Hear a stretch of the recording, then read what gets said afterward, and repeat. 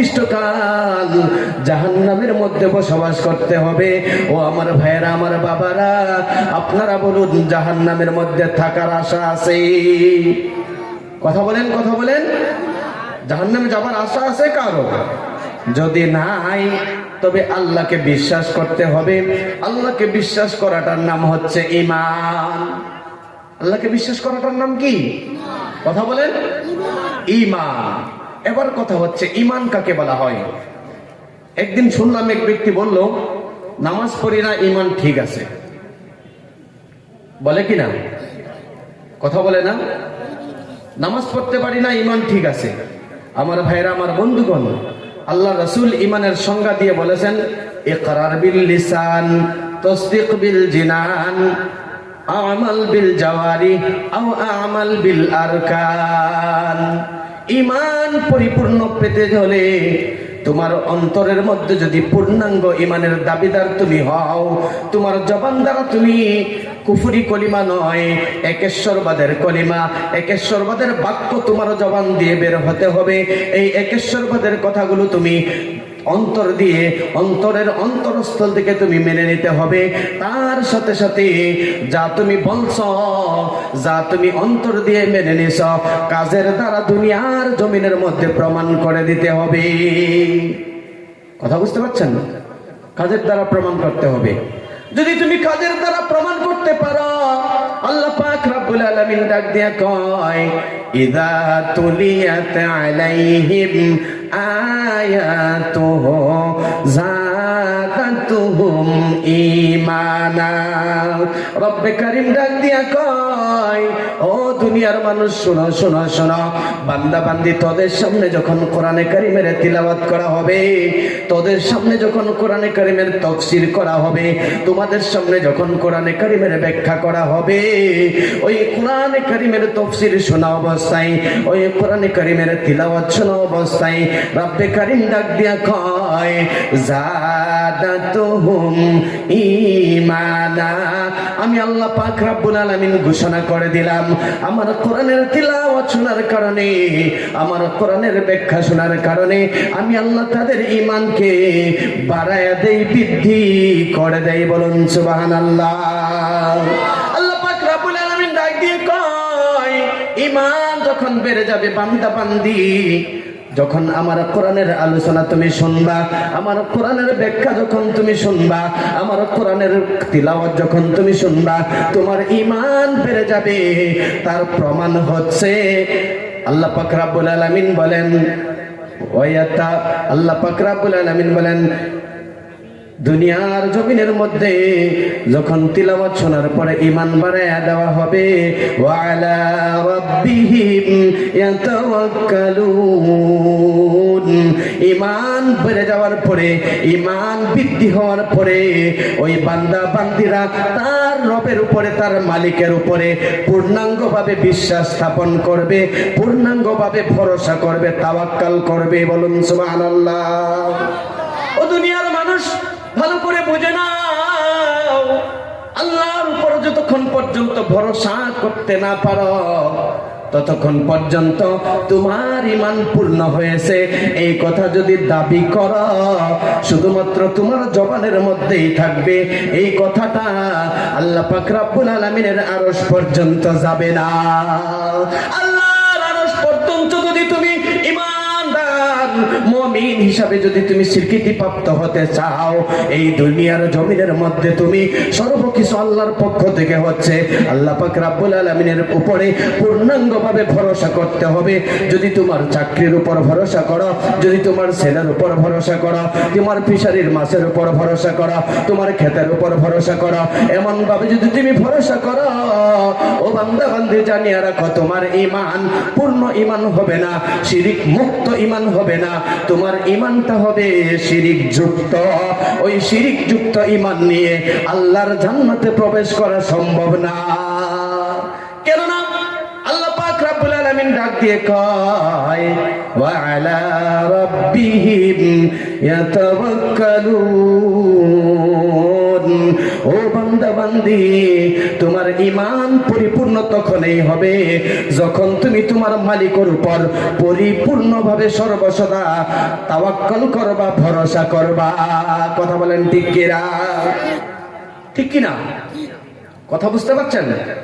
ঈমান তো তখনই পরিপূর্ণ হবে যখন আপনি আল্লাহর উপর পরিপূর্ণভাবে ভরসা করবেন। যতক্ষণ পর্যন্ত আল্লাহর উপর ভরসা করতে না পারেন ততক্ষণ পর্যন্ত আপনি যতই দাবি করেন ইমানদার, আপনার ইমানদার আপনার কাছে, আপনার দাবি আপনার কাছেই থাকবে, রাব্বে কারিমের কাছে পৌঁছাবে না। বুঝতে পারছেন? আল্লাহর কাছে তখনই পৌঁছাবে, আপনার ইমানদারের সার্টিফিকেট আপনি তখনই পাবেন আল্লাহর পক্ষ থেকে যখন আপনি আল্লাহর উপর পুঙ্খানুপুঙ্খভাবে দুঃখে সুখে ভরসা করবেন। ঠিক কিনা? কথা বলেন, কথা বুঝেননি? আমার ভাইয়েরা, কেমন ভরসা করেছিল সাহাবারা?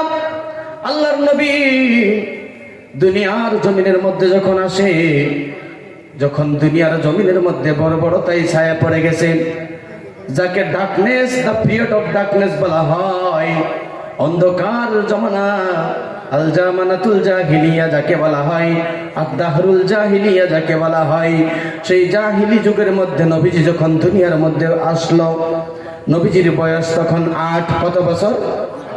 আমার সাথে কথা বলবেন, কত বছর? 8 বছর।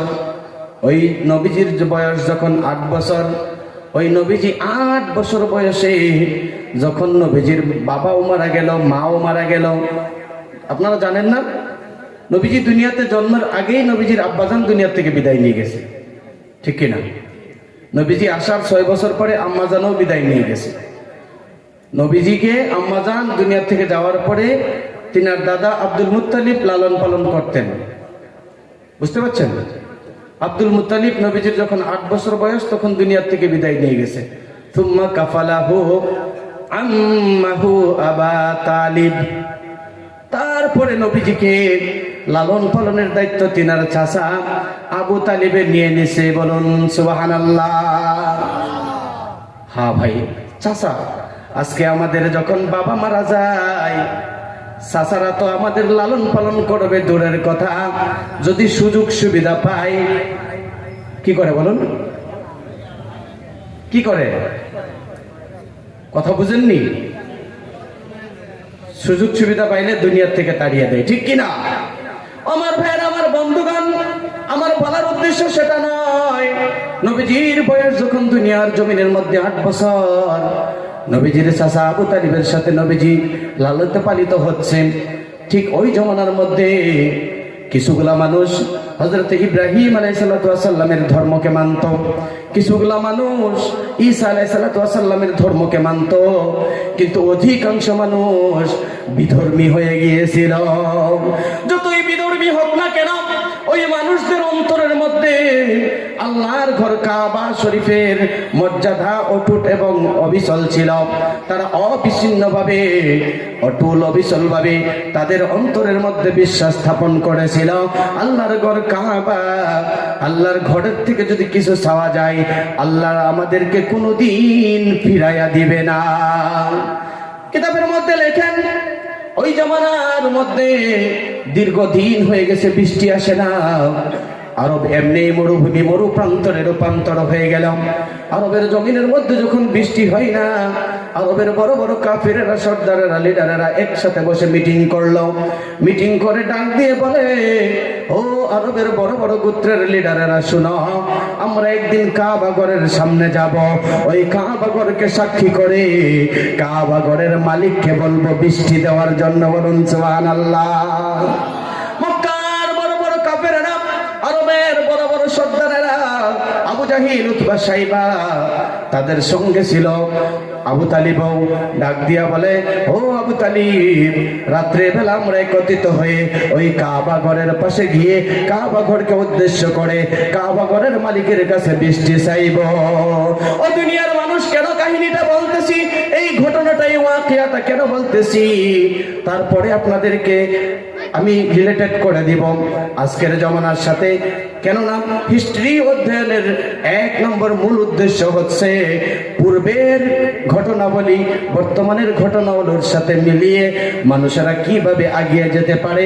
পূর্বতে যা ভালো কাজ ছিল বর্তমান যদি না থাকে তা করবে, পূর্বতে যা খারাপ কাজ ছিল বর্তমানে সেগুলো ছেড়ে দিয়ে ভালো কাজের দিকে এগিয়ে যাবে। আমার ভাইয়েরা, আমার বন্ধুগণ, রাত্রে গভীর বেলায় আবু তালিব যখন বিছানা থেকে উঠে আসা শুরু করলো, 8 বছরের শিশু নবী ডাক দিয়া কয়, চাচা গো, আপনার সাথে আমিও যাব, আমাকে নিয়ে চলেন। শিশু বাচ্চা, ছোট্ট বাচ্চা চাচাকে যখন বলল, চাচা গো, আপনার সাথে আমি যাব, আমাকে নিয়ে চলেন। এবার বলছে, তুমি কচি বাচ্চা, তোমাকে যেতে নাই, আমরা সর্দারেরা সেখানে থাকবো, আমরা লিডারেরা সেই জায়গায় রাব্বে কারিমের কাছে প্রার্থনা করব, কাবা ঘরের মালিকের কাছে প্রার্থনা করব। বারবার যখন বলছে, এতিম বাচ্চা মায়া লেগে গেছে। আবু তালিব কয়, চলো। আবু তালিবের সাথে নবীজি 8 বছর বয়সের বাচ্চাকে যখন নিয়ে আসে, মক্কার বড় বড় সর্দারেরা চক্ষু রাঙিয়ে দেখে, আবু তালিব তুমি ছোট্ট শিশুকে কেন নিয়ে আসছো?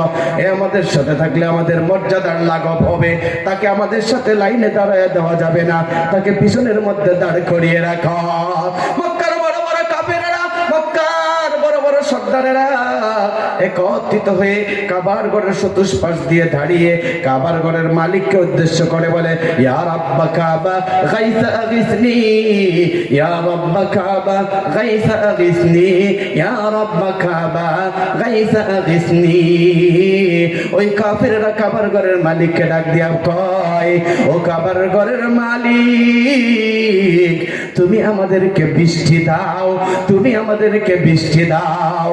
একবার না, দুইবার না, গোটা রাত্রি চলে গেছে। কাবার ঘরের মালিকের কাছে ওরা বৃষ্টি চাই, কাবার ঘরের মালিক তো তাদেরকে বৃষ্টি দেয় না। একবার না, দুইবার না, এমন করে খুঁজতে খুঁজতে খুঁজতে খুঁজতে সকালের ইঙ্গিত এসে গেছে। যেন চন্দ্রের যখন আলো বৃদ্ধি হয়ে যায়, কালো পূর্ণিমা, কালো যখন এসে গেছে, রাত্র যখন শেষ হবে তার আগে কালো হয় কিনা? কথা বলেন। রাত্র যখন শেষ হবে তার আগে অল্প কালো হয় কিনা? এই কালো রংটা যখন ছায়া পড়ে গেছে তখন পর্যন্ত বৃষ্টি হয় না। ওরা কাবার ঘরের চতুষ্পাশে দাঁড়িয়ে বারবার বলতেছে, ইয়া রাব্বা কাবা গাইসা আগিসনি, ও কাবার ঘরের মালিক তুমি আমাদেরকে বৃষ্টি দাও। কাবার ঘরের মালিক আমার আল্লাহ তাদেরকে বৃষ্টি দেয় না। নবীজি আবু তালিবের কাছে গিয়ে বলল, ওগো চাচা, আপনি যদি ইজাজত দিতেন আমি লাইনে খাড়াতাম। মক্কার বড় বড় কাফেররা চক্ষু রাঙিয়ে বলে, না না, শিশু বাচ্চা মুহাম্মদ এখানে থাকতে পারবে না, সে যদি আমাদের সাথে লাইনে আসে আমাদের সম্মানের মধ্যে লাঘব হবে, তাকে সরিয়ে রাখো। এমন করে যখন রাত্র শেষ হবে হবে অবস্থা হয়ে গেছে, ফজরের পূর্বে ওই কাফেররা আবার ডাক দিয়ে কয়, আসো মুহাম্মদ আমাদের লাইনে খাড়াও। নবীজি কয়, না না, ও সর্দারেরা, ও আমার চাচা যান, আপনারা এতক্ষণ পর্যন্ত দোয়া করতেছিলেন, আপনাদের সাথে আমি ছিলাম না, এবার আমি একা একা দোয়া করব, আমার সাথে আপনারা থাকতে পারবেন না। একে অপরের মুখের দিকে তাকাই, বলছে ঠিক আছে যেতে দাও।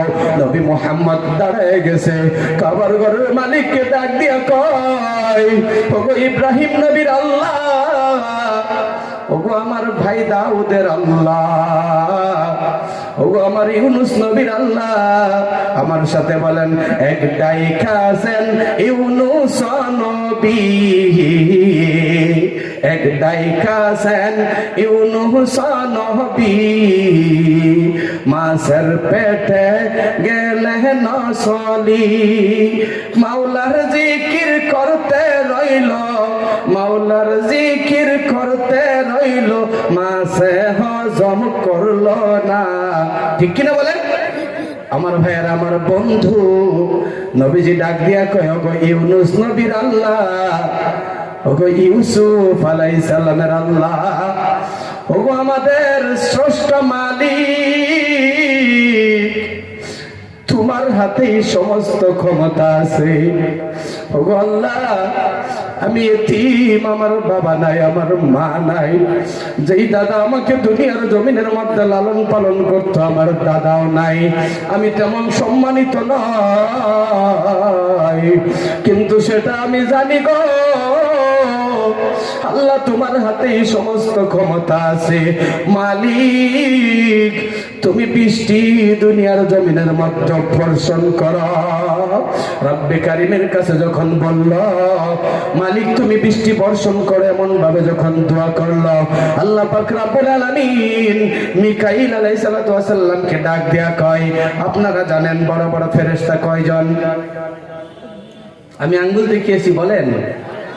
বড় বড় ফেরেশতা 4 জন। 1 নম্বর হচ্ছে হযরত জিবরিল আলাইহিস সালাম, 2 নম্বর হচ্ছে হযরত মিকাইল আলাইহিস সালাম, 3 নম্বর হচ্ছে হযরত ইসরাফিল আলাইহিস সালাম, 4 নম্বর হচ্ছে হযরত ইসরাইল আলাইহিস সালাম। আপনারা বলবেন সারা জীবন শুনলাম আজরাইল, আজকে শুনি ইসরাইল, কি হইল এটা? শুদ্ধ হচ্ছে ইসরাইল আলাইহিস সালাম, কিন্তু আমাদের ফেমাস হয়ে গেছে, আমাদের পপুলারিটি হয়ে গেছে আজরাইল আলাইহিস সালাম, তাই সকলেই বলে আজরাইল আলাইহিস সালাম। কথা বুঝতে পারছেন? বিকাসরিহি লেখা রয়েছে, প্রথমে জের হবে। কথা বুঝতে পারছেন আমার ভাইয়েরা? জিব্রাইল নবীর কাজ হচ্ছে অন্যান্য নবীগণের কাছে, আল্লাহর প্রেরিত রাসূলগণের কাছে খবর নিয়ে যাবে। কথা বুঝতে পারছেন? সারা জীবন তো ওয়াজ শুনলেন, কিছু শিখেন। জিব্রাইল নবীর কাজ হচ্ছে আল্লাহ পাক রব্বুল আলামিনের পয়গম্বরদের কাছে, আল্লাহ পাক রব্বুল আলামিনের নবী রাসূলগণের কাছে খবর নিয়ে যাবে। মিকাইল নবীর কাজ, মিকাইল ফেরেশতার কাজ হচ্ছে আল্লাহর পক্ষ থেকে যখন হুকুম হবে দুনিয়ার জমিনের মধ্যে বৃষ্টি বর্ষণ করবে। ইসরাফিল আলাইহিস সালাতু ওয়াস সালামের কাজ হচ্ছে দুনিয়ার মধ্যে যখন সিংহা ফুঁক দেওয়ার অর্ডার দিবে, তিনি সিংহাটা হাতের মধ্যে নিয়ে এমন ভাবে দাঁড়িয়ে আছে, কিয়ামতের পূর্বে আল্লাহ পাক রব্বুল আলামিন যখন বলবে ওয়ানুফিখা ফিস সূর, আল্লাহ পাক রব্বুল আলামিন বলবে ইনফাখিস সূর, ও ইসরাফিল তুমি সিংহায় ফু দিয়া দাও। সিংহায় ফু দিয়া দিবে, ফাসাইকা মান ফিস সামাওয়াতি ওয়াল আরদ, দুনিয়ার জমিনের মধ্যে, আকাশের জমিনের মধ্যে যত কিছু আছে সব কিছু ভেঙে চুরমার হয়ে যাবে। আর একজন তো রয়েছে, আপনারা বুঝতে পারছেন, আজরাইল আলাইহিস সালাতু ওয়াস সালামের কাজ কি? কথা বলেন, আমার ভাষা বুঝেন না? আজরাইল আলাইহিস সালাতু ওয়াস সালামের কাজ কি? মানুষকে সালাম দেওয়া। কি কাজ? দুনিয়ার জমিন থেকে ট্রান্সফার করে দেওয়া, ঠিক কিনা? ও আমার ভাইরা, আল্লাহ পাক রব্বুল আলামিন বলল, ও মিকাইল যা যা যা যা যা, আমার হাবিবের চোখের পানি দুনিয়ার জমিনে পড়ার পড়বে, তুই মিকাইল দুনিয়ার জমিনের মধ্যে বৃষ্টি পাঠায়া দে, আরবের জমিনের মধ্যে, মক্কার জমিনের মধ্যে বৃষ্টি পাঠায়া দাও আমার হাবিবের চোখের পানি পড়ার আগে। বলুন সুবহানাল্লাহ। দয়াল নবী প্রাণের ছবি আর আসবে না জগতে, আমার দয়াল নবী নূরের ছবি আর আসবে না জগতে। 63 সাল জিন্দেগি কাঁদছে নবী উম্মতি, 63 সাল জিন্দেগি কাঁদছে নবী উম্মতি, এখনো কান্দে শুয়ে মদিনাতে। কথা বলেন ঠিক কিনা? যেই নবী উম্মতি উম্মতি কয়া কান্দে, সেই নবীর উম্মত হওয়ার পরেও বাবা তুমি কেন নবীর সুন্নতের অবমাননা করো? তুমি কেন নবীজির সুন্নতের বাইরে চলো? তোমার মুখে কেন দাড়ি নাই? তুমি কেন মিসওয়াক করো না? মাথার মধ্যে কেন টুপি লাগাও না? তুমি দুনিয়ার জমিনের মধ্যে হিরো হয়ে বাইসা থাকতে চাও, দুনিয়ার জমিনের মধ্যে দাদাগিরি করে বেড়াতে চাও, দুনিয়ার জমিনের মধ্যে তুমি ধপধপায়ে চলো। আল্লাহ পাক রব্বুল আলামিন ডাক দেয়া কয়, মানুষ রে হুঁশিয়ার হুঁশিয়ার হুঁশিয়ার, তুমি দুনিয়ার মধ্যে তুমি ধপধপাইয়া চলতে পারবা না। কেননা তুমি কি জানো না, আমি আল্লাহ তোমাকে কমজোর করে বানাইছি। আল্লাহ পাক রব্বুল আলামিন কয়, খুলিকাল ইনসান হালুয়া, আমি আল্লাহ পাক রব্বুল আলামিন মানুষ জাতিকে কমজোর করে বানাইছি। শুধু তাই না, শুধু তাই না, আল্লাহ পাক রব্বুল আলামিন কয়, ও মানুষ রে, হাল আতা আলাল ইনসান হিনুম মিনাদ দাহরি লাম ইয়াকুন শাইআম মাযকুরা, তুমি তো দুনিয়ার জমিনের মধ্যে কোনো কিছুই ছিল না। হাল আতা, আল্লাহ ডাক দিয়ে জিজ্ঞাসা করতেছে, আল্লাহ আমাদেরকে জিজ্ঞাসা করছে, আপনারা তো আরবি বুঝেন না, তবে আমি আপনাদেরকে জিজ্ঞাসা করবো। আল্লাহ বলেন হাল আতা, এমন জমানা কি তোমাদের যায় নাই, এমন তো জমানা কি তোমাদের জীবনে অতিবাহিত হয় নাই, যেই জমানার মধ্যে তুমি ভাবার মতো চিন্তা করার মতো কোনো কিছুই ছিল না। গেছে কিনা বলেন? আপনার বাবা ভেবেছিল আপনি দুনিয়াতে আসবেন, আপনাকে আমুক নাম রাখা হবো ভাবছিল? আব্দুর রহিম নামক কেউ আসবে এই গেহুয়া চলছিলি এলাকার মানুষেরা ভাবছিল? কথা বলেন, ভাবে নাই। আমার ভাইয়ের, আমার বন্ধু, আল্লাহ পাক রব্বুল আলামিন ডাক দিয়া কয় ইন্না খালাকনাল ইনসানা মিন নুতফাতিন আমশাজ নাবতালিহি ফাজআলনাহু সামিআন বাসীরা। ও দুনিয়ার মানুষেরা রে, এই দুনিয়ার জমিনের মধ্যে তোমাকে আমি আল্লাহ পাক রব্বুল আলামিন দুই ফোঁটা নাপাক মিশ্রিত পানি দ্বারা সৃষ্টি করেছি। তারপরে আমি রব্বে কারীম তোমাদেরকে শোনার জন্য কর্ণ দিয়েছি, দেখার জন্য তোমাদেরকে আমি আল্লাহ পাক রব্বুল আলামিন চক্ষু দিয়েছি। তারপরে ওগো বান্দা, আল্লাহ পাক রব্বুল আলামিন কয় তোমাদেরকে আমি আল্লাহ পাক রব্বুল আলামিন দুনিয়ার জমিনের মধ্যে কোনটা ভালো কোনটা খারাপ তাও শিখিয়ে দিয়েছি, কোনটা মন্দ তাও জানিয়ে দিছি, কোনটা ভালো তাও বুঝাইয়া দিছি, কোন পথে চলবা তাও জানিয়ে দিছি। তারপরে তুমি কিভাবে চলবা তা আমি জানি না। আল্লাহ পাক রব্বুল আলামিন কয় ইম্মা শাকিরাও ওয়া ইম্মা কাফুরা। আল্লাহ পাক রব্বুল আলামিন কয় ইম্মা শাকিরা আও ইম্মা কাফুরা। তুমি দুনিয়ার জমিনের মধ্যে আমি আল্লাহ পাক রব্বুল আলামিনকে মানে চলবা, আমি আল্লাহ পাক রব্বুল আলামিনকে দুনিয়ার জমিনের মধ্যে শুকর আদায় করবা, না আমি আল্লাহকে অস্বীকার করবা, তা তোমার পার্সোনাল ব্যাপার। তাতে আমি কোনোদিন হাত বাড়াবো না, তাতে আমি কোনোদিন তোমাকে কিছু বলবো না। কিন্তু বান্দা জানিয়া রাখো সুম্মা ইলাইনা তুরজাউন, একদিন তোমাকে আমি আল্লাহ পাক রব্বুল আলামিনের কাছে ফিরে আসতে হবে। যেই দিন আমার কাছে ফিরে আসবা, ওই দিন ফিরে আসার পরে আমি আল্লাহ পাক রব্বুল আলামিন তুমি দুনিয়ার জমিনের মধ্যে যা কিছু করেছিলা সমস্ত কিছুর হিসাবের খাতাটা তোমার হাতে তুলে দেব। আল্লাহ পাক রব্বুল আলামিন সেই দিন বলবে ইকরা কিতাবাকা কাফা বিনাফসিকাল ইয়াউম। আল্লাহ পাক রব্বুল আলামিন সেই দিন বান্দা বান্দিকে ডাক দিয়ে বলবে ওগো বান্দা বান্দি, তোমার হাতে যেই কিতাবটা দেওয়া হচ্ছে, তোমার হাতে যেই খাতাটা দেওয়া হচ্ছে, ওই খাতাটা তুমি পরিপূর্ণভাবে পড়ো। পড়ার পরে তুমি দেখবা দুনিয়ার জমিনের মধ্যে তুমি কতদিন গুনাহ করেছিলা, কতদিন নেক কাজ করেছিলা, কত কিছু তুমি করেছো, সব কিছু তুমি দেখে নাও। সব কিছু দেখার পরে তুমি তোমার জায়গাটা কোন জায়গায় হবে, তুমি জাহান্নামে যাবা না জান্নাতে যাবা, নিজে নিজে বিচার করে নাও। কথা বুঝতে পারছেন? বুঝেননি? এবার আপনারা বলেন কোথায় যেতে চান? জাহান্নামে? জাহান্নামে কে কে যাবেন? হাত তোলেন। মাশাআল্লাহ, কেউ যাবেন না তো? আল্লাহ পাক রব্বুল আলামিন কয় ওয়াত্তাকুন নার, ও দুনিয়ার মানুষ রে, তোমরা জাহান্নামকে ভয় করো। কথা বুঝতে পারছেন? কিছুদিন পূর্বে গেলাম ধুবুরি এক জায়গায়, জলেশ্বরের আশেপাশে। একজন কবি, তিনি বক্তা, তিনি আমাদের এই লাইনের বক্তা নয়, তিনাদের একটা বেলেগ লাইন আছে। মনে করি আপনাদের দিকে সেরকম মানুষ নেই, তবুও কথা প্রসঙ্গে আসছে তাই বললাম। তিনি বলতেছে সাইনা বেহেশত, সাইনা বেহেশত মাওলা তোমার ভয় পাই না জাহান্নাম। কথা শুনবেন, ভালো করে মনোযোগ দিয়ে শুনবেন। তিনি বলছে সাইনা বেহেশত মাওলা তোমার ভয় পাই না জাহান্নাম, আমার কপালে লিখে দিও দয়াল নবীর নাম, আমার কপালে লিখে দিও দয়াল নবীর নাম।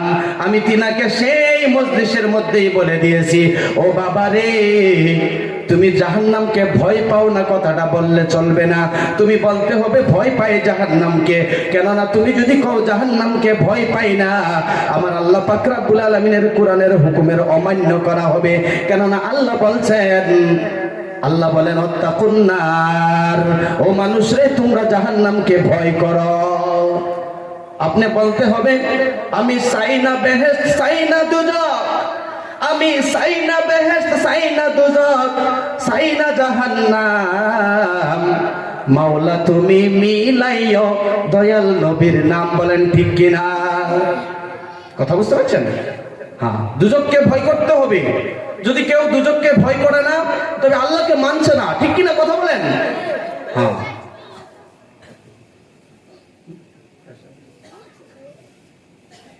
আমার ভাইয়েরা, আমার বন্ধুগণ, আর দীর্ঘক্ষণ আলোচনা করব না।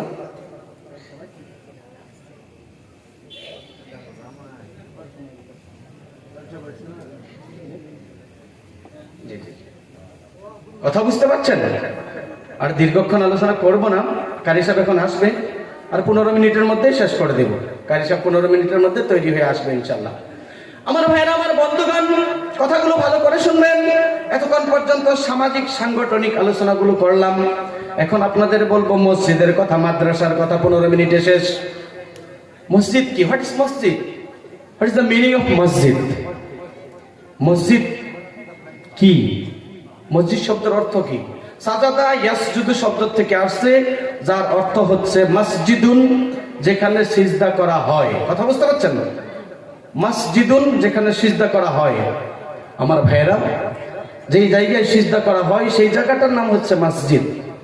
এখন মসজিদে গেলে কি হবে, না গেলে কি হবে, সেটা বলেই মসজিদের কথা শেষ। মসজিদের সাথে যদি সম্পর্ক থাকে তবে কি বেনিফিট? আল্লাহর নবী বলেন, হাসরের ময়দানে কঠিন ভয়াবহ পরিস্থিতি হবে। সেদিন মানুষেরা পানির মধ্যে সাঁতার কাটবে। কথা বুঝতে পারছেন? মানুষেরা পানির মধ্যে সাঁতার কাটবে। এক কিতাবের মধ্যে পড়েছি, এমন পানি হবে যে কিছুগুলা মানুষের ডুবু ডুবু সাঁতার কাটার পর্যন্ত অবস্থা হবে সেই ভয়াবহ দিনের মধ্যে। আচ্ছা, এবার প্রশ্ন, পানিগুলা কোথা থেকে আসবে? আল্লাহ রসুল বলেন, সূর্যটা মাথার আধ হাত উপরে হবে। কথা বুঝতে পারছেন? আজকে 13 লক্ষ মাইল উপরে সূর্য, তবু আমাদের গাম বাইরে আসে কিনা? সেদিন বান্দা বান্দি, যখন তোমার মাথার নিকটবর্তী সূর্য থাকবে, সেদিন তোমার শরীরের কেমন গাম বাহির হবে। সেই ভয়ানক পরিস্থিতিতে আল্লাহ রসুল জানাইয়া দিছে, ও দুনিয়ার বান্দা বান্দি, শুনিয়া রাখো, সাবাতা ইউযিল্লুহুমুল্লাহু ফি যিল্লিহি ইল্লা যিল্লুহু। যেদিন আরশের ছায়া ব্যতীত অন্য কোন ছায়া থাকবে না, সেই কঠিন ভয়াবহের দিনে আল্লাহ পাক রব্বুল আলামিন 7 শ্রেণীর মানুষকে আরশের ছায়ার নিচে স্থান দান করবে। কথা বুঝেননি? সুবহানাল্লাহ কেন বললেন না? আরশের ছায়ার নিচে যেদিন কোনো ছায়া থাকবে না, কেবলমাত্র আরশের ছায়াটাই থাকবে, সেখানে 7 শ্রেণীর মানুষকে আল্লাহ ছায়া দিবে। বলুন সুবহানাল্লাহ।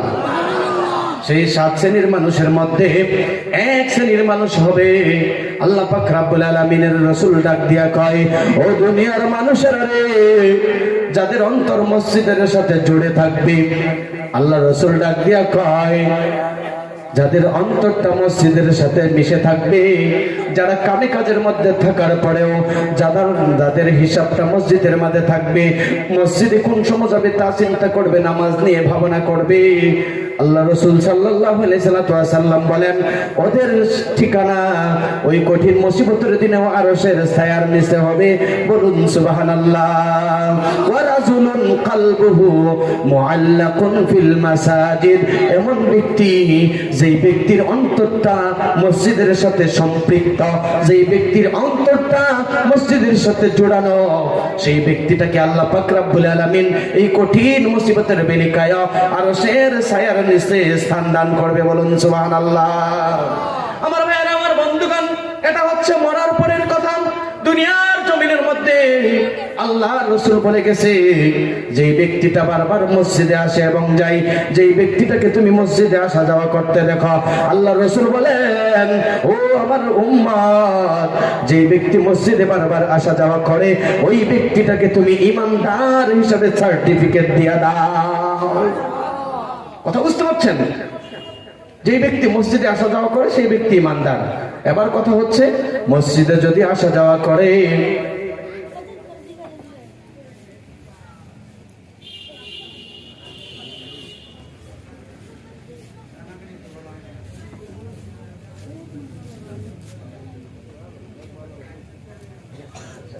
লাইতে শেষ করে দেবেন।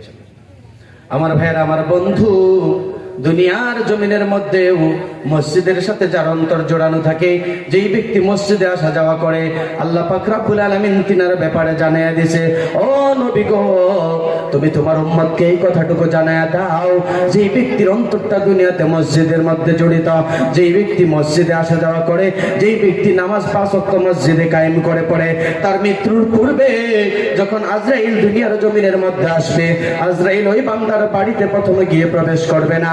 আজরাইল আসিয়া ইসরাইল আলাইহিস সালাতু ওয়াস সালাম ওই মসজিদের মধ্যে প্রবেশ করবে, ওই মসজিদকে গিয়ে বলবে, ও মহল্লার মসজিদ, অমুক বান্দা তোমার মহল্লার? কয় হ্যাঁ। অমুক বান্দাকে তুমি চিনো? কয় যদি ওই বান্দা মসজিদের সাথে সম্পর্ক থাকে, আজরাইলকে মসজিদ বলে দিবে, হ্যাঁ ওই বান্দাটা আমার সাথে প্রিয় বন্ধুত্বতা আছে, ওই বান্দার সাথে তুমি কোনোদিন খারাপ ব্যবহার করিও না। ও আমার মুসল্লি, ওই আমার ভিতরে আসে, আমাকে খানা দেয়, আমাকে খোরাক দেয়। মসজিদের খোরাক হচ্ছে মসজিদের মধ্যে আসা যাওয়া করা, মসজিদের মধ্যে গিয়ে নামাজ পড়া। ও আমার বাবা রে, আমার কথাটুকু বোঝানোর কারণ হচ্ছে, আজরাইল আলাইহিস সালাতু ওয়াস সালাম ওই বান্দার ঘরে যখন জান কবজ করতে যায়, জান কবজ করার পূর্বে মসজিদের কাছ থেকে যখন সার্টিফিকেট নেয়, মসজিদের কাছ থেকে যখন তার কথাগুলো জেনে নেয়, ওই বান্দার সাথে ভালো ব্যবহার করে আস্তে আস্তে করে তার রূহটা কবজ করে নেয়। বলুন সুবহানাল্লাহ।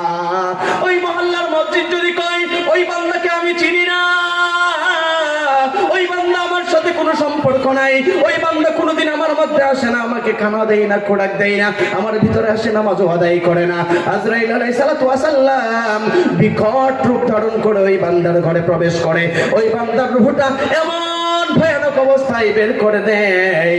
আমার ভাইয়ের, আমার বন্ধু, আপনারা দেখবেন কিছু কিছু মানুষ আছে মৃত্যুর সময় খুব ছটফট ছটফট করে এবং পেশাব পায়খানা পর্যন্ত করে দেয়, ঠিক কিনা? ও আমার বাবারে, মৃত্যু সজ্জায়, মৃত্যু যন্ত্রণায় যখন পড়বা, সেই দিন তোমার মসজিদের কথা মনে পড়বে। সেই দিন মসজিদের কথা মনে পড়লে কিছু ফায়দা হবে? ফায়দা হবে না। কথা বুঝতে পারছেন? মসজিদের আলোচনা শেষ, মাদ্রাসার কথা বলবো বলেছিলাম। মাদ্রাসার কথাটুকু হচ্ছে, আল্লাহর নবী বলেন, ইকরা ওয়ারতাকি ওয়ারাতিল কামা কুনতা তুরাতিল ফিদ দুনিয়া ফা ইন্না মানজিলাকা ইলা আখিরি আয়াতিন তাকরাউহা। আমার ভাইয়ের, আমার বন্ধুগণ, হাফিজির মাদ্রাসা সম্পর্কে বলতেছি।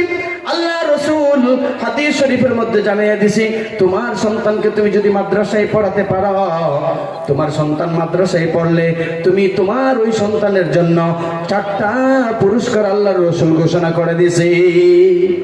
কয়টা পুরস্কার? কয়টা? 4টা পুরস্কার আল্লাহর রাসূল ঘোষণা করে দেয়। ও আমার বান্দা, আল্লাহ পাক রব্বুল আলামিন কয়, জানো না, জানো না, এই পুরস্কারগুলা আমি আল্লাহ পাক রব্বুল আলামিন ওই বান্দা বান্দিকে দান করি। কেমন করে দান করি? আল্লাহর রাসূল বলেন, আসিয়ামু ওয়াল কুরআনু ইয়াশফাআনি লিল আবদি ইয়াওমাল কিয়ামাতি ইয়াকুলু সিয়াম আইয়ু রাব্বি মানাআতিত তাআমা। হাসরের ময়দানে যেদিন কঠিন মুসিবতের জমানা আসবে, নবী রাসূলেরা যখন ইয়া নাফসি করে বেড়াবে, যেদিন নবী রাসূলেরা কাউকে সুপারিশ করবে না, কোন নবী রাসূলকে সুপারিশের ক্ষমতা দেওয়া হবে না, সুপারিশের অধিকার দেওয়া হবে না, আমার নবীকে শুধুমাত্র সুপারিশের অধিকার দেওয়া হবে।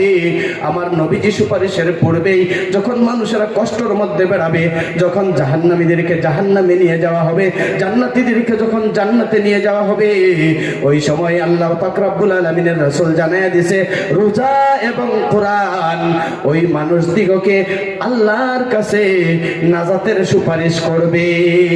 ও বাবা মুসলমান, তোমাদের এলাকায় একটা মাদ্রাসা আছে, ওই মাদ্রাসার মধ্যে যদি তোমরা সুদৃষ্টি দিতে পারো, ওই মাদ্রাসার মধ্যে যদি তোমরা সুনজর দেখতে পারো, ওই মাদ্রাসার মধ্যে যদি তোমরা তাকাও, ওই মাদ্রাসার এতিম ছাত্রদিকে যদি খরচ দাও, ওই মাদ্রাসায় লেখাপড়া ছাত্রদেরকে যদি খানা দাও, ওই মাদ্রাসা লেখাপড়া ছাত্রদেরকে যদি সুযোগ করে দাও, কম্বল কিনে দাও, ঘরের মধ্যে যদি বিছানোর জন্য তোমরা ঠান্ডার থেকে দূরে থাকাই আরামের ব্যবস্থা করে দাও, ছাত্রগুলোকে যদি পরিবার ভালো করে সুপারিশ ব্যবস্থা করে দাও, আল্লাহর রাসূল ডাক দিয়া কয়, ও দুনিয়ার মানুষ শোনো শোনো শোনো, আল্লাহর কোরআন দুনিয়ার জমিনের মধ্যে শুধুমাত্র এমনি নাজিল হয়নি।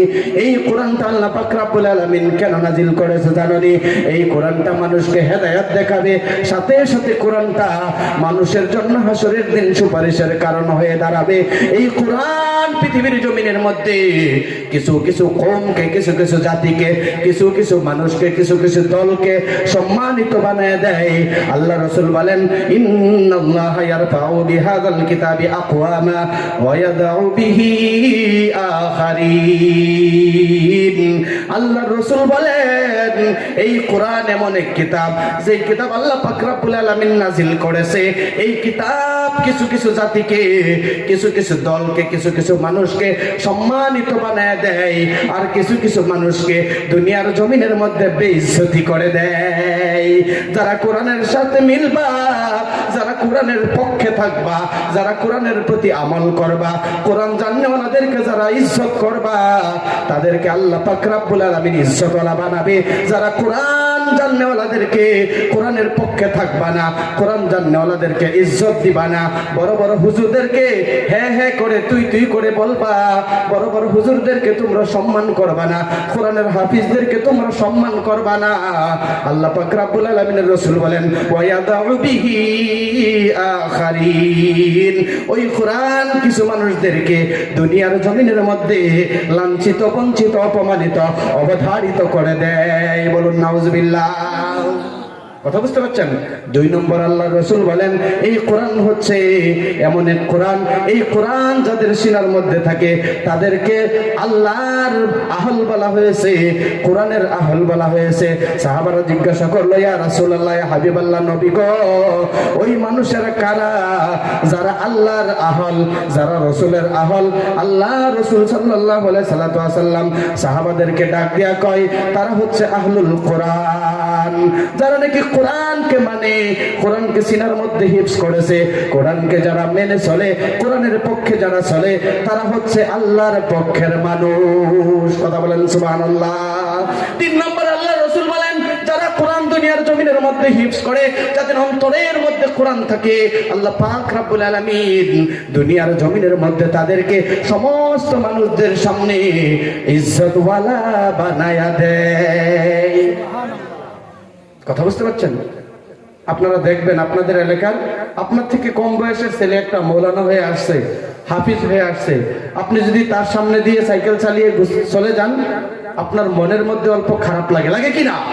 কথা বলেন, লাগে কি না? কেন লাগছে? আপনার থেকে বয়সে কম, ছোট্ট ছেলে, এই জন্যই লাগে যে আল্লাহ তার ইজ্জত আপনার অন্তরের মধ্যে বসায়া দিয়েছে। বলুন সুবহানাল্লাহ। এই জন্যই আল্লাহ রাসূল বলেন, কুন আলিমা আও মুতাআল্লিমা আও মুসতামিআ আও মুহিব্বা ফালা তাকুন খামিসা ফাতুহলাক।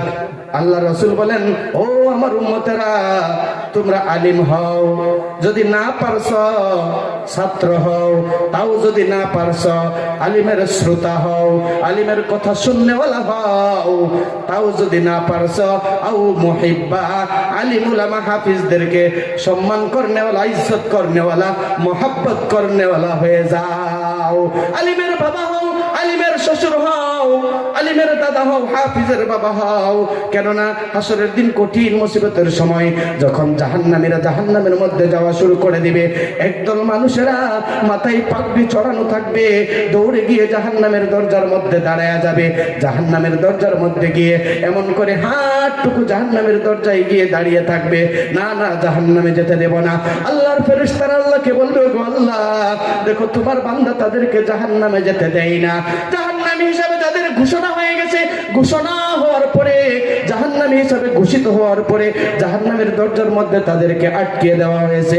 বলবে, তুমি কে? তুমি তাদেরকে কেন জাহান্নামে যাইতে দিতেছ না? বলবে, আমি তার পরিয়ালের মানুষ, আমি হাফিজে কোরআন, আমি আলিম। দুনিয়ার জমিনের মধ্যে শুনেছিলাম আল্লাহর রাসূল বলেছে, হাফিজে কোরআনদেরকে সুপারিশের ক্ষমতা দেওয়া হবে, আলিমদেরকে সুপারিশের ক্ষমতা দেওয়া হবে।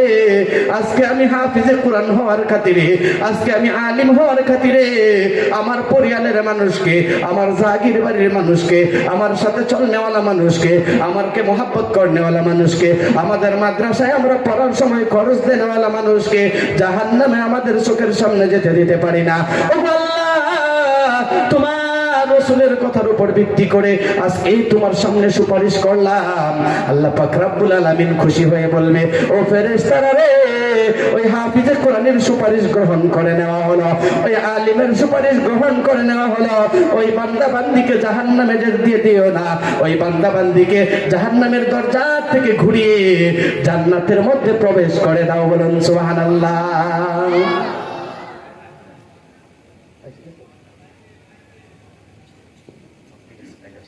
কথা বুঝতে পারছেন? কথা বুঝতে পারছেন? এবার বলেন, কার কার হাফিজের বাবা দাদা, কার কার পরিয়াল থেকে হাফিজ আলিম বানাবেন একবার দেখতে চাই। কেহ কেহ ভাবতেছেন আমি তো কুলাপান শেষ, আর হইতো না, বুড়া মানুষ, বহন করতে হাফিজ বানাই আমি। না বাবা, আপনার নাতি আছে, আছে কি না? নিয়ত করেন, আল্লাহ কবুল করে নিবে। বলুন সুবহানাল্লাহ। আল্লাহ পাক রব্বুল আলামিন আমাদের সকলের ঘরে ঘরে আলিম এবং হাফিজ বানাবার তৌফিক দান করুক। বলুন আমিন।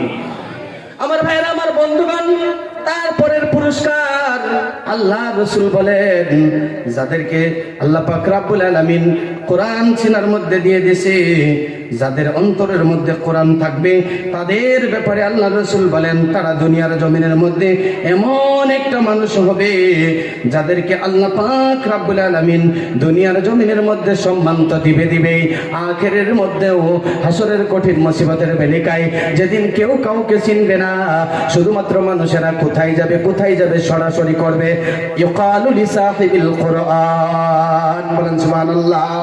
ইউকালু লিসাহিবিল কুরআন।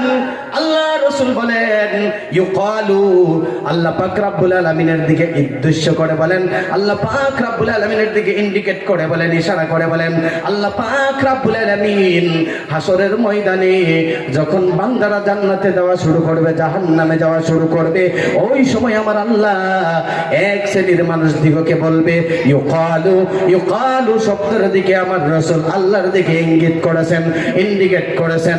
আল্লাহ রাসূল বলেন ইউকালু লিসাহিবিল কুরআন, হাসরের ময়দানে কোরআনের যারা সাহেব, যাদের অন্তরের মধ্যে কোরআন আছে, যারা দুনিয়ার জমিনের মধ্যে কোরআন তিলাওয়াত করত, যারা দুনিয়ার জমিনের মধ্যে কোরআনকে ভালোবাসত, যাদের স্পেশালি হাফিজে কোরআনদের ব্যাপারে বলা হচ্ছে, আল্লাহ পাক রব্বুল আলামিন বলবেন ইকরা ওয়ারতাকি, ইকরা ওয়ারতাকি, ইকরা ওয়ারতাকি, রিড এন্ড অ্যাসেন্ড, তোমরা পড়ো এবং এগিয়ে যাও। আল্লাহ পাক রব্বুল আলামিন বলবে তোমরা পড়ো এবং এগিয়ে যাও, তোমরা পড়ো এবং এগিয়ে যাও, পড়ো এবং এগিয়ে যাও। একবার বলবে তা না, আল্লাহ রাসূল হাদিসের মধ্যে 3 বার বলেছেন ইকরা ওয়ারতাকি, ইকরা ওয়ারতাকি, ইকরা ওয়ারতাকি, তোমরা পড়ো এবং এগিয়ে যাও। স্পিড পড়বা কয় না, না, ওয়ারাতিল কামা কুনতা তুরাতিল ফিদ দুনিয়া, দুনিয়ার জমিনের মধ্যে তুমি যেমন ভাবে আস্তে আস্তে করে পড়েছিলা, দুনিয়ার জমিনের মধ্যে তুমি যেমন ভাবে তাসবিহ তারতিলের সহিত তিলাওয়াত করেছিলা, এমন ভাবে তারতিলের সহিত তাসবিহের সহিত তুমি তিলাওয়াত করো এবং এগিয়ে যাও। আল্লাহ রাসূল লাস্টে সর্বশেষে ওই হাদিসের আখেরি অংশের মধ্যে বলেন তোমরা পড়তে থাকো, যাইতে থাকো, পড়তে থাকো, যাইতে থাকো, পড়তে থাকো, যাইতে থাকো। আল্লাহ রাসূল বলেন ইন্না মানজিলাকা, তাদের ঠিকানাটা হবে ইলা আখিরি আয়াতিন তাকরাউহা। জোরে জোরে বলুন সুবহানাল্লাহ। আল্লাহ রাসূল বলেন যেই জায়গায় গিয়ে তোমাদের পড়া শেষ হয়ে যাবে, যেই জায়গায় গিয়ে তোমাদের তিলাওয়াত বন্ধ হয়ে যাবে, সেই জায়গায় হবে তোমাদের ঠিকানা। আল্লাহ রাসূলকে সাহাবারা জিজ্ঞাসা করলো, ইয়া রাসূলুল্লাহ, ইয়া হাবিবাল্লাহ, নবী গো, সেইটা কোন জায়গা হবে যেই জায়গায় গিয়ে বান্দা বান্দির তিলাওয়াত শেষ হয়ে যাবে? আল্লাহ রাসূল সাহাবাদেরকে ডাক দিয়ে কয়, ও আমার সাহাবারা শোনো শোনো শোনো, সেই জায়গাটা হবে জান্নাতুল আলা আও জান্নাতুল ফিরদাউস। বলুন সুবহানাল্লাহ। ছোটখাটো জান্নাত নয়, আল্লাহর 8খানা জান্নাত আছে, ওই 8খানা জান্নাতের মধ্যে সর্বোচ্চ যেই জান্নাতটা আছে জান্নাতুল ফিরদাউসের মধ্যে যখন ওই বান্দা বান্দি প্রবেশ করবে, ওই বান্দা বান্দির তখন কি হবে, ঠিকানা হয়ে যাবে, তাদেরকে আর আগাতে হবে না। ওই জান্নাতের মধ্যে যখন তারা প্রবেশ করবে, জান্নাতের মধ্যে যখন তারা বসবে, জান্নাতের মধ্যে বসার পরে আল্লাহ পাক রব্বুল আলামিনের হুকুমে আল্লাহর পিয়ারা নবী দাউদ আলাইহিস সালাতু ওয়াস সালাম, জিনার কণ্ঠর মতো মধুর কণ্ঠ পৃথিবীর জমিনেতে কার ছিল না, কার নাই, আর কার হবেও করে বলা যায় না। দাউদ আলাইহিস সালামকে আল্লাহ বলবে, ও আমার নবী দাউদ, দাউদ খলিফাতুল্লাহ, আল্লাহর পাক রব্বুল আলামিনের দাউদকে আল্লাহ বলবে, ও দাউদ, দাউদ নবিউল্লাহ, আল্লাহর নবী দাউদকে আল্লাহ ডাক দিয়ে বলবে, দাউদ আলাইহিস সালাম, তুমি আমার কোরআনে কারীমকে সুন্দর কণ্ঠে ওই বান্দা বান্দির সামনে তিলাওয়াত করা শুরু করো। আল্লাহর হুকুমে দাউদ আলাইহিস সালাতু ওয়াস সালাম যখন কোরআনের তিলাওয়াত শুরু করে দিবে, আল্লাহর কোরআনের তিলাওয়াত করা কালীন অবস্থায়, ওই তিলাওয়াত চলাকালীন অবস্থায় বান্দা বান্দি তৃপ্তি মনে যখন তাকাবে, আল্লাহ পাক রব্বুল আলামিনের দর্শন ওই বান্দা বান্দির হয়ে যাবে। বলুন সুবহানাল্লাহ। কথা বুঝেননি না বিশ্বাস হয়নি? কোনটা কথা বুঝেননি না বিশ্বাস হয়নি? যদি বিশ্বাস হয়েছে তবে সুবহানাল্লাহ বলতে আপনাদের কুণ্ঠাবোধ কোথায়? বলেন সুবহানাল্লাহ। আমার ভাইয়েরা, আমার বন্ধু, এই জন্যই হাফিজে কোরআনের মর্যাদা আছে কিনা আপনাদেরকে একটা লজিক, একটা আপনারা যুক্তি বুঝেন তো? যুক্তি বুঝেন? Logical view and logical point দেখবেন। এটা হচ্ছে একটা কাপড়, ধরে নিন এটা টেবিল কভার। কথা বুঝতে পারছেন? একটা টেবিল কভারের কাপড়ের দাম কত মিটার হয়? কথা বলেন। 50 টাকা, 60 টাকা, ঠিক কিনা? ও আল্লাহর বান্দা মুসলমান, টেবিল কাপড়ের কভারের দাম 50 টাকা, 60 টাকা মিটার। আপনার পিলো কভার, আপনার বালিশের কভারের দাম হচ্ছে 50 টাকা কিংবা তো 60 টাকা। আপনার ওই 50 টাকা, এই 60 টাকা দামের কাপড়টা যখন হাত থেকে জমিনের মধ্যে ছুঁড়ে পড়ে যায়, আপনি ওই কাপড়টাকে উঠায়া কোনোদিন সালাম করেন বা চুম্বন করেন কি? কথা বুঝেন নাই? বালিশের কভার বা টেবিল কভার যদি হাত থেকে পড়ে যায়, সেটা মাটির থেকে উঠিয়ে আপনারা কেউ এমন করে ঝাড়ি দিয়ে সালাম করেন, চুম্বন করেন? করেন না, করেন না তো? আমার ভাইয়েরা, আপনার এত দামি টেবিল কভারটা যখন পড়ে গেল জমিনের মধ্যে, ওই দামি কভারটা আপনি জমিন থেকে উঠিয়ে চুম্বন করলেন না, এত বড় একটা কাপড়কে আপনি সালাম করলেন না। ওই কোরআনের কভারটা 30 টাকা দামের মিটারের একটা প্লাস্টার কাপড়, ঠিক কিনা? একটা প্লাস্টার, একটা পলিস্টার কাপড়, ওই পলিস্টার কাপড়টার দাম হচ্ছে 30 টাকা দামের মিটার। এত ছোট্ট কাপড় কোরআনের মধ্যে কভার লাগানো হয়। ওই কাপড়টা যখন হাত থেকে জমিনের মধ্যে পড়ে যায়, জমিনের মধ্যে যখন ছড়ে পড়ে যায়, ও আল্লাহর বান্দা মুসলমান, একজনও জবান বন্ধ রাখবেন না। ওই কাপড়টা জমিন থেকে উঠে ছাড়া দেওয়ার পরে বান্দা বান্দি সালাম করে ওই বান্দা বান্দি কাপড়টাকে চুমা খায় কিনা? আল্লাহর বান্দা নবীর উম্মত, এই কাপড়টাকে যদি 30 টাকা দামের মিটারের কাপড়টাকে যদি আপনার চুম্বন খেতে আপনার মনে বলে দিয়েছে, এই কাপড়টাকে যদি সালাম করার জন্য আপনার মনে বলে দিয়েছে, ও আল্লাহর বান্দা নবীর উম্মত, ও আকলওয়ালা মুসলমান, বুঝিয়া নাও, এই কাপড়টা কোরআনের সাথে লাগার কারণে, ওই কাপড়টা কোরআনের কভার হওয়ার কারণে যদি এত দাম, ওই কাপড়টার সম্মান যদি এত হয়ে গেছে, ওই কোরআনটা টেবিলের উপর থাকার কারণে কোনো মানুষ ওই টেবিলের উপর উঠিয়া ওই ঘরের মধ্যে কারেন্টের লাইট ঠিক করবে কি? কোনোদিন করবে না। ওই কোরআন টেবিলের উপর থাকার কারণে টেবিলের মর্যাদা বেড়ে গেছে, ওই কাপড়ের মর্যাদা বেড়ে গেছে। ও আল্লাহর বান্দা নবীর উম্মত, একবার চিন্তা করিয়া দেখো, ওই কোরআন যদি তুমি আমি পৃথিবীর সবচেয়ে শ্রেষ্ঠ জাতি মানুষ, আমাদেরকে আল্লাহ পাক রব্বুল আলামিন শ্রেষ্ঠ হিসেবে বানিয়েছে। আল্লাহ পাক রব্বুল আলামিন ডাক দিয়া কয়, ওয়ালাকাদ কাররামনা বানি আদম, আমি আদম সন্তানকে সম্মানিত করে বানাইছি। জুড়ে জুড়ে বলুন সুবহানাল্লাহ। ওরে আদম সন্তান, যে আল্লাহ তোমাদেরকে এত সম্মান সম্মানিত করে বানাইছে, যে আল্লাহ তোমাদেরকে দুনিয়ার জমিনের মধ্যে ইজ্জত দিয়া বানাইছে, যে আল্লাহ তোমাদেরকে আকল দিছে, বুঝ দিছে, জ্ঞান দিছে। হে আল্লাহ পাক রব্বুল আলামিনের কোরআন যদি তোমার অন্তরের মধ্যে লাইগা যায়, ও মানুষ একবার চিন্তা করে আমাকে উত্তর দাও, ওই দুনিয়ার জমিনের মধ্যে তোমার সম্মান কমবে না বাড়বে? কথা বললেন না? আমার ভাষা বুঝেন নাই? সম্মান কমবে না বাড়বে? বাড়বে।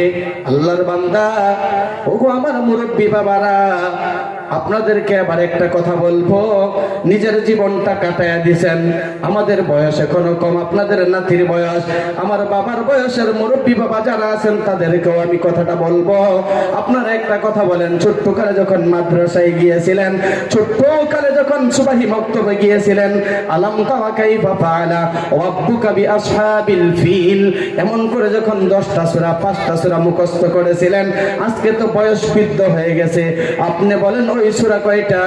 আপনি একবারে ভুইলা গেছেন না মনে আছে? কথা কোন? মনে আছে।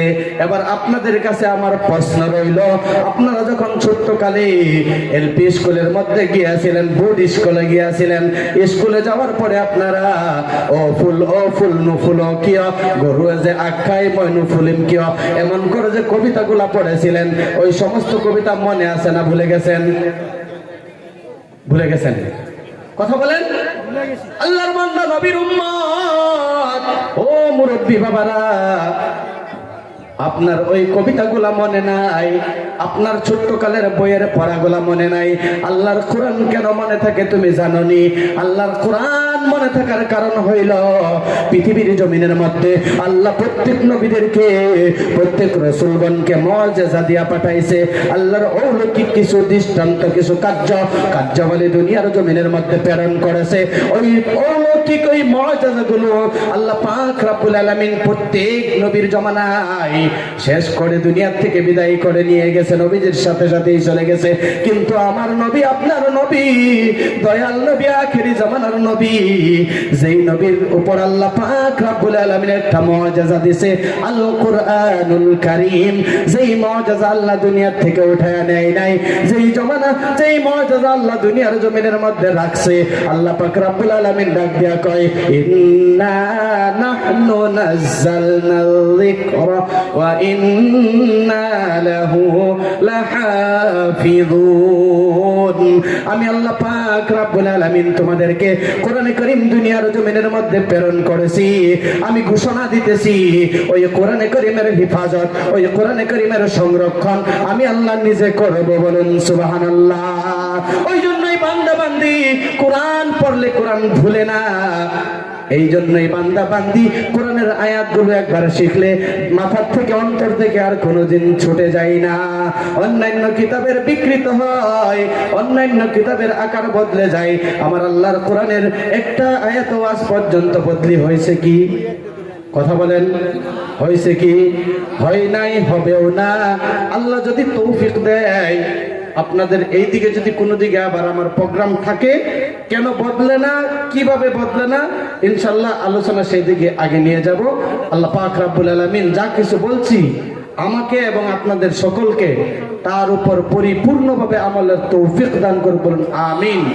আমার ভাষার মধ্যে যদি কঠোরতা হচ্ছে, আমার ভাষার মধ্যে যদি টান শব্দ ব্যবহার হয়েছে, আমার ভাষার মধ্যে যদি এমন কিছু শব্দ জবান দিয়ে অজানিতে জানিতে বের হয়েছে যা দ্বারা আপনাদের অন্তরে কষ্ট পাইছেন, তাহলে আমাদেরকে আপনারা সকলেই অন্তর থেকে ক্ষমা করে দিবেন। আল্লাহর কাছে আবেদন করছি, আল্লাহ যেন আমাকে ক্ষমা করে দেন। আল্লাহ পাক রব্বুল আলামিন সকলকে শোনার থেকে বেশি বেশি বুঝার আমলের তৌফিক দান করুক। ওয়া আখিরু দাওয়ানা আনিল হামদুলিল্লাহি রাব্বিল আলামিন। আমি আমার আলোচনা শেষ করছি।